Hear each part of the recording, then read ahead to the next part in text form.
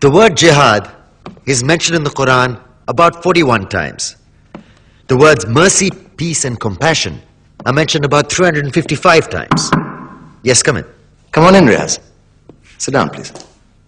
Contrary to popular belief in most Western cultures, Islam is a religion that preaches peace and tolerance.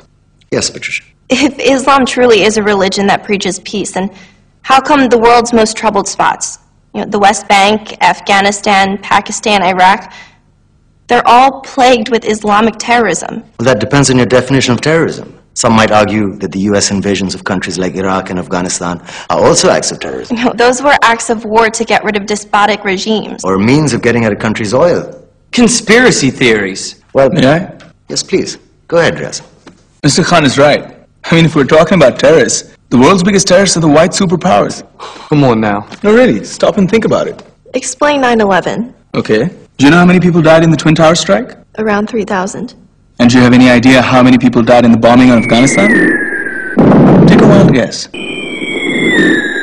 More than 15,000 people died. And that's just conservative figures. About 50,000 tons of explosives were dropped on innocent civilians. Men, women, children. Yeah, but that was because of the Taliban. Now that you brought it up, did you know that the Taliban was a creation of the CIA?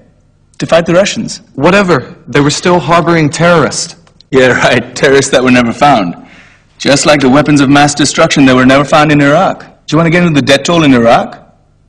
500,000 civilians and counting. And what do Britain and America say when they don't find these weapons? It's simple. They just say sorry.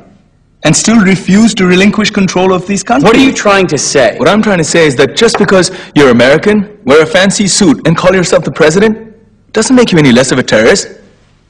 I'm saying that if you don't stop meddling in other people's countries, you will face a backlash. If Muslims like you feel that way, then why don't you get out of our country? We will. As soon as you promise to leave ours.